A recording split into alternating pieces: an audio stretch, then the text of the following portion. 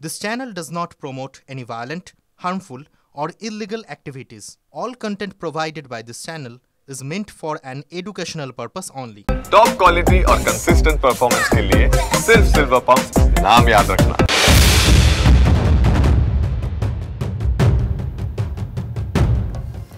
নমস্কার, দেখছেন টিভি9 বাংলায়। 11টা 11 নিয়ে আপনাদের সঙ্গে রয়েছি আমি মধুকল্পিতা। আর এই মুহূর্তে আমাদের যেদিকে নজর রাখতে হবে, ফের শুভেন্দুর হিন্দুত্ব লাইনের উল্টো সুর শ্রমিকের গলায়। বিজেপির সঙ্গে কোনো ধর্মের বিরোধ নেই, যার ইচ্ছে শান্তিতে নামাজ পড়বেন, যার ইচ্ছে কালী মন্দিরে যাবেন। ধর্ম নিয়ে রাজনীতি বা বিভাজন বিজেপি করে না, ধর্মের বিভাজন কাঙ্ক্ষিত নয়, মন্তব্য বিজেপির রাজ্য সভাপতির। আমাদের সঙ্গে কোনো ধর্মের বিরোধ নেই, যে যার মতো করুন না, যার ইচ্ছা হয় সে নামাজ পড়তে যাবেন, শান্তিতে পড়বেন। যিনি কালী মন্দিরে যেতে চান তিনি কালী মন্দিরে যাবেন, যিনি গির্জায় যেতে চান তিনি গির্জায় যাবেন। ধর্ম নিয়ে রাজনীতি, ধর্ম নিয়ে বিভাজন, এটা বিজেপির রাজনীতি নয়, বিজেপির কাছে কাঙ্ক্ষিতও নয়। আপনাদের শোনালাম রাজ্য সভাপতি শ্রমিক ভট্টাচার্য, তিনি কি বলেছেন তার কি বক্তব্য শোনালাম, কিন্তু এর আগে রাজ্যের বিরোধী দলনেতা শুভেন্দু অধিকারী তিনি ঠিক এ বিষয়ে কি বলেছিলেন একবার শোনাই আপনাদের। শক্তিশালী সংগঠন, হিন্দু জনতার সংযুক্তিকরণ এবং সংকল্পপত্র নিয়ে আমরা নামবো। 4 থেকে 5% ভোটের দরকার আছে। গত লোকসভা ভোটে 68% হিন্দু ভোট দিতে গেছে। আপনারা এখন থেকে বুথকে শক্তিশালী করুন। আপনাদের শোনালাম যে কি বলেছিলেন রাজ্যের বিরোধী দলনেতা, সেই বক্তব্য আপনাদেরকে শোনালাম, এবং শ্রমিক ভট্টাচার্য তিনি কি বলছেন তার বক্তব্য শোনালাম। এই মুহূর্তে অরূপ চক্রবর্তী, তৃণমূল মুখপাত্র, আমাদের সঙ্গে রয়েছেন টেলিফোন লাইনে। আপনাকে স্বাগত টিভি9 বাংলায়। দেখুন, এই যে হিন্দুত্ব নিয়ে যে লাইন, সেই লাইনে উল্টো সুর শোনা যাচ্ছে শ্রমিক ভট্টাচার্যের গলায়। একদিকে দেখা যাচ্ছে শুভেন্দু অধিকারী একরকমের কথা বলছেন, এবং রাজ্য সভাপতি হিসেবে দায়িত্ব নেওয়ার পর শ্রমিক ভট্টাচার্য তিনি বলছেন যে বিজেপির সঙ্গে কোনো ধর্মের কোনো বিরোধ নেই, যার ইচ্ছে শান্তিতে নামাজ পড়বেন, যার ইচ্ছে কালী মন্দিরে যাবেন। আপনার প্রতিক্রিয়া? বিজেপির মুখ আর মুখোশের মধ্যে দ্বন্দ্ব দেখাতে চাইছে বিজেপি। মুখ শ্রমিক ভট্টাচার্য ধর্মনিরপেক্ষতার কথা বলছে, আর মুখোশের আড়ালে যেটা সেটাই আসল বিজেপি। সে বলছে যে রাষ্ট্রবাদী মুসলমান বলে কিছু হয় না, মুসলমান বিধায়কদের ক্যাংদোলা করে বের করে দেবো, শুধু হিন্দু ভোট চাই। আসলে মানুষের কাছে একটা দ্বন্দ্ব দেখাতে হবে যে না, আমরাও একটু লিবারাল, কারণ বাংলার মানুষ ওদেরকে ধর্মনিরপেক্ষ মানুষ, ওদেরকে বিশ্বাস করে না। কিন্তু কেউ কি বেড়ালকে মাছ পাহারা দিতে দেয়? যতই বেড়াল বলে মাছ খাবো না কাঠি যাবো, বেড়ালকে মানুষ মাছ পাহারা দিতে দেয় না। তাই মুখ আর মুখোশের দ্বন্দ্ব বিজেপি খুব সুকৌশলে বাংলার মানুষের সামনে হাজির করছে, যাতে ধর্মনিরপেক্ষ মানুষের একটা অংশের ভোট ওরা কুড়োতে পারে। কিন্তু বাংলার মানুষ জানে দিনের শেষে ওরা বিজেপি মানেই নৃশংস সাম্প্রদায়িক শক্তি, যারা সংখ্যালঘুদের ঘৃণার চোখে দেখে। তাই বাংলার মানুষ কোনোদিন ওদের পাশে থাকবে না, এই মুখ আর মুখোশের দ্বন্দ্বের মধ্যেই ওরা আছে। একেবারে ধন্যবাদ। আমাদের সঙ্গে তৃণমূল মুখপাত্র ছিলেন এতক্ষণ টেলিফোন লাইনে, আপনাকে ধন্যবাদ। এই মুহূর্তে সুজন চক্রবর্তী রয়েছেন, সিপিএম নেতা, আমাদের সঙ্গে। আপনাকে স্বাগত টিভি9 বাংলায়। শ্রমিক ভট্টাচার্য আর শুভেন্দু অধিকারী দুজনের সুর দুরকম হয়ে যাচ্ছে। ইস্যুটা হচ্ছে হিন্দুত্বের লাইন। বিজেপির সঙ্গে কোনো ধর্মের বিরোধ নেই, যার ইচ্ছে শান্তিতে নামাজ পড়বেন, যার ইচ্ছে কালী মন্দিরে যাবেন, এমনটা বলছেন শ্রমিক ভট্টাচার্য। কিন্তু শুভেন্দু অধিকারীর গলায় কিন্তু একেবারে উল্টো সুর শোনা যাচ্ছে। আপনার প্রতিক্রিয়া? না, এটা তো একই কথা। আরএসএস এর কথার বাইরে শুভেন্দুও নয়, শ্রমিকও নয়, কিন্তু দুজন দুরকম ভাবে কথা বলবে, দুটো কথাই ন্যারেটিভ হিসেবে চালিয়ে দেওয়া হবে যখন যেটা স্যুট করবে। আপনি বিজেপিকে অথবা আরএসএস কে বুঝতে গেলে শুধু শ্রমিকের কথাতেও বুঝতে পারবেন না, শুধু শুভেন্দুর কথাতেও বুঝতে পারবেন না, কারণ এরা যা বলবে আর যা করবে দুটো এক জিনিস নয়।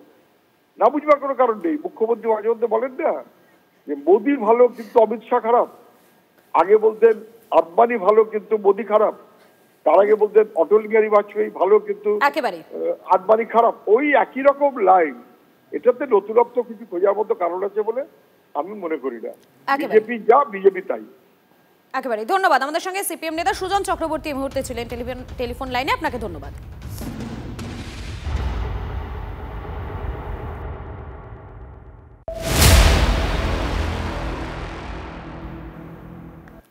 টার্গেট 2026। এই 2026-এর আগে আমরা দেখতে পাচ্ছি এ রাজ্যে বিজেপির শীর্ষ নেতৃত্ব তারা যেমন আসছেন, ঠিক তেমনই প্রধানমন্ত্রী নরেন্দ্র মোদী তিনিও কিন্তু এ রাজ্যে বারবার সফরে আসছেন। আর এবারে যখন তিনি সফরে আসছেন, ঠিক তখনই তৃণমূলের 21শে জুলাইয়ের ঠিক আগ দিয়ে ভোটের দামামা বাজাতে বাংলায় আসছেন নরেন্দ্র মোদী।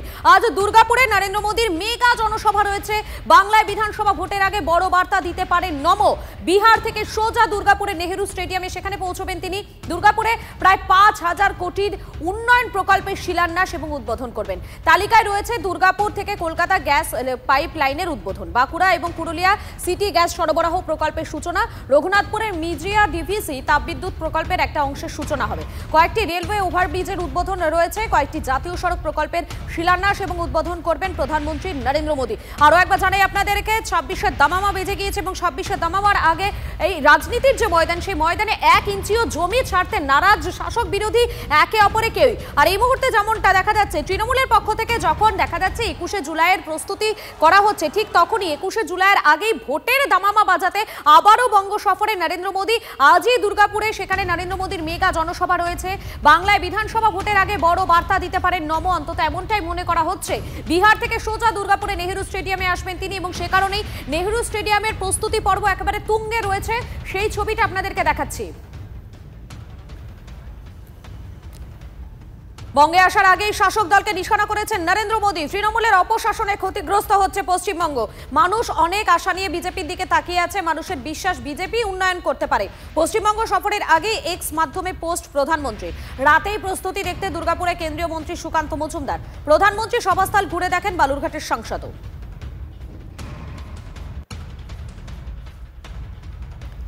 বঙ্গ সফরে আসছেন প্রধানমন্ত্রী নরেন্দ্র মোদী। 21শে জুলাইয়ের আগেই ভোটের দামামা বাজাতেই বঙ্গ সফরে মোদী। এই বিষয় নিয়ে আমরা কথা বলেছিলাম অরূপ চক্রবর্তীর সঙ্গে। তিনি কি জানিয়েছেন, তার কি বক্তব্য শোনাই আপনাদের। বাংলায় পোস্ট করে উনি বাংলায় আসছেন ভালো কথা, কিন্তু উনি যদি আসামে চলে যেতেন তাহলে হেমন্ত বিশ্ব শর্মা বাংলা ভাষায় কথা বলার জন্য ওকে বাংলাদেশি বলে নরেন্দ্র মোদীকে বাংলাদেশ পাঠিয়ে দেওয়ার হুমকি দিয়েছে। সবচেয়ে হাস্যকর যে নরেন্দ্র মোদী নিজে বুঝতে পারছেন ওনার জনসভায় লোক আসবে না। লকেট চ্যাটার্জিকে দেখলাম বাজারে বাজারে গিয়ে লিফলেট বিলি করতে, মোদীজি আসছে আপনারা আসবেন। ইন্টেলিজেন্সের কাছে খবর আছে যে এই সভায় লোক হবে না, তার জন্য দেশের প্রধানমন্ত্রীকে পর্যন্ত টুইট করে লোক আসার জন্য আবেদন করতে হচ্ছে। বিজেপি বুঝতে পেরেছে যে এই রাজ্য নেতৃত্ব দিয়ে হবে না, তাই নরেন্দ্র মোদী নিজেই কাতর আহ্বান জানাচ্ছেন যাতে ওনার সভায় মানুষ আসে।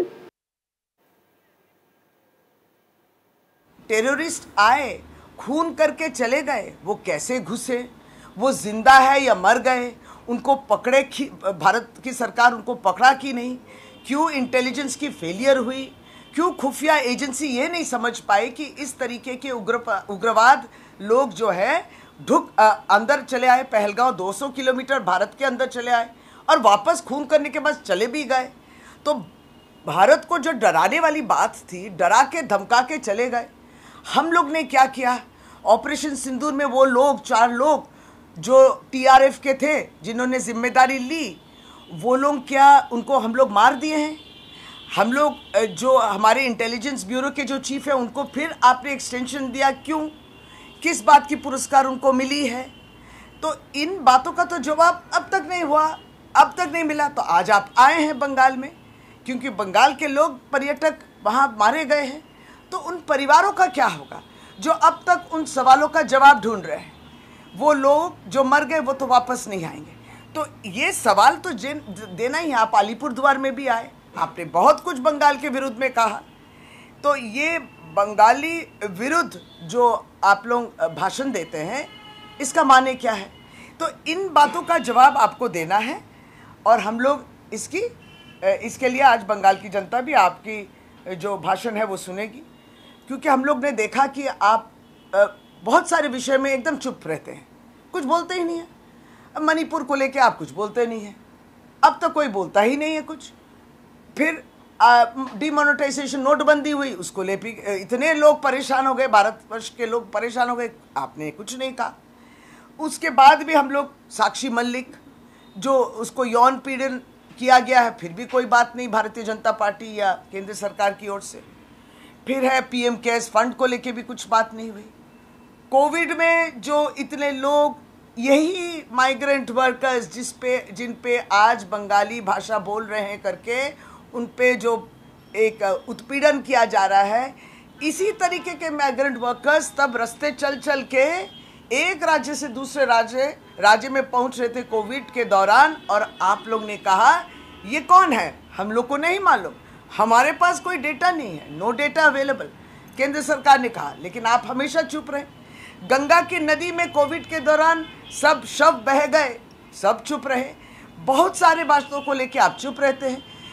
ऑपोजिशन की पार्टी तृणमूल कांग्रेस की भी ये दावा थी कि स्पेशल सेशन ऑफ पार्लियामेंट हो, पहलगांव को चलते होना चाहिए, पहलगांव के जवाब मिलने चाहिए, इस बात में भी आप चुप रहते। अब ये बंगाली बांग्ला भाषा बोलने का अपराध अब जो नए तरीके से जो शुरू हुआ है, इस पर भी हम लोग जो जवाब चाहते हैं आप जरूर अपने भाषण में उल्लेख कीजिए। প্রধানমন্ত্রী নরেন্দ্র মোদীর এ রাজ্যে বঙ্গ সফরে আসার ঠিক আগে তৃণমূলের পক্ষ থেকে কি বলা হচ্ছে সেটা আপনাদেরকে শোনাচ্ছিলাম। আর এই যে প্রধানমন্ত্রী নরেন্দ্র মোদী তিনি আজকে আসছেন, তার সভায় আমন্ত্রণ জানিয়ে দুয়ারে এবারে বিজেপি, বাড়ি বাড়ি গিয়ে সভায় যাওয়ার আমন্ত্রণ জানাচ্ছেন বিজেপি নেতারা। ভিড় হবে না বুঝেই লোক ডাকতে হচ্ছে, কটাক্ষ করছে তৃণমূল। প্রধানমন্ত্রী সমস্ত বিষয় সম্পর্কেই ওয়াকিবহাল। দুর্গাপুর নিয়ে অবশ্যই কিছু না কিছু কথা তার থাকবে, এবং বিশেষত দুর্গাপুরকে যারা শেষ করছে, একটা সিম্পল একটা উদাহরণ ধরুন না কেন, এই যে নেহেরু স্টেডিয়ামে আমাদের প্রধানমন্ত্রী সভা হচ্ছে, সেই নেহেরু স্টেডিয়াম সেলে স্টেডিয়াম, আপনি খোঁজ নিন তো লোকাল মানুষের কাছে যে এখন কারা সেই স্টেডিয়ামটা দখল করে থাকে। তৃণমূলের লোকেরা দখল করে থাকে, তৃণমূলের লোকেরা সেখানে তাদের মৌরুষি পাট্টা চালায়। এই স্টেডিয়ামে কপিল দেব, সচিন তেন্ডুলকর পর্যন্ত এসে একসময় খেলে গেছেন, দেখে গেছেন। সব কিছুতে এই রাজ্যকে পেছনের দিকে ঠেলে নিয়ে যাচ্ছে হচ্ছে তৃণমূল কংগ্রেস। তৃণমূল কংগ্রেস এমন একটি ইঞ্জিন যেটা নেগেটিভ রান করে, পেছন দিকে যায়।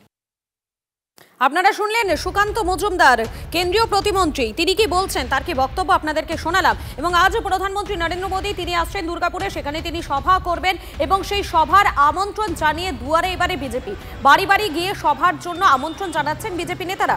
ভিড় হবে না বুঝেই লোক ডাকতে হচ্ছে, কটাক্ষ করছে তৃণমূলও। আপনাদেরকে দেখাচ্ছি সেই ছবিটা। সুকান্ত মজুমদার তিনি দুর্গাপুরে প্রত্যেকটা বাড়িতে বাড়িতে যাচ্ছেন এবং প্রধানমন্ত্রী নরেন্দ্র মোদী তিনি আসবেন, সে কারণেই সেখানকার যারা বাসিন্দারা রয়েছেন তাদেরকে আমন্ত্রণ জানাচ্ছেন, তাদের প্রত্যেককে সেখানে আসার জন্য তিনি বলছেন। প্রধানমন্ত্রী কি বার্তা দেন সেই বার্তা শোনার জন্য অনুরোধও তিনি করছেন। আর এই বিষয়কেই কটাক্ষ করতে চাচ্ছে না এ রাজ্যের শাসক দল তৃণমূল কংগ্রেস। এবং যখন সুকান্ত মজুমদার তিনি বাড়ি বাড়ি যাচ্ছেন, কথা বলছেন, তিনি সাধারণ মানুষের পাশে দাঁড়াচ্ছেন, তাদের বক্তব্য শুনছেন, ঠিক তখনই এই বিষয়কে কটাক্ষ করতে চাচ্ছে না তৃণমূল কংগ্রেস। আর কিছুক্ষণের মধ্যেই প্রধানমন্ত্রী নরেন্দ্র মোদী তিনি চলে আসবেন দুর্গাপুরে, সেখান থেকে কি বার্তা দেন সেদিকে যেমন প্রত্যেকের নজর রয়েছে, ঠিক তেমনি সুকান্ত মজুমদার তিনি বাড়ি বাড়ি ঘুরছেন, তিনি আমন্ত্রণ পত্র জানাচ্ছেন। তৃণমূল নেতা জয়প্রকাশ মজুমদার এই মুহূর্তে রয়েছেন আমাদের সঙ্গে, আপনাকে স্বাগত টিভি9 বাংলায়। প্রধানমন্ত্রী নরেন্দ্র মোদী আর কিছুক্ষণের মধ্যে রাজ্যের মাটিতে পা রাখবেন, ঠিক তার আগেই দেখা যাচ্ছে দুয়ারে দুয়ারে বিজেপি, বাড়ি বাড়ি গিয়ে সভায় যাওয়ার আমন্ত্রণ জানাচ্ছেন বিজেপি নেতারা। আপনার প্রতিক্রিয়া? এই শোচনীয় অবস্থা যে পার্টিটার, সেটাতে তো আর কোনো সন্দেহ নেই। মানুষের সমর্থন নেই, বাঙালিকে অপমান করবেন, বাংলা ভাষাকে অপমান করবেন, বাংলাতে এসে হিন্দু মুসলমান করে সমাজকে ভাগ করবেন, আর মোদি এসে হিন্দিতে বক্তৃতা দিয়ে বাংলা ভাষাকে গালাগালি দেবেন, বাঙালিকে গালাগালি দেবেন, আর তাতে বাঙালিরা সেই মিটিংয়ে শুনতে যাবে। এই দুরাশা করলেন কেন? তাও তো মাথার ওপর সব আচ্ছাদন ছাউনি করে পুরো জায়গাটা ঘিরে দিয়েছেন, যাতে অল্প লোক হলে অনেকটা দেখায়।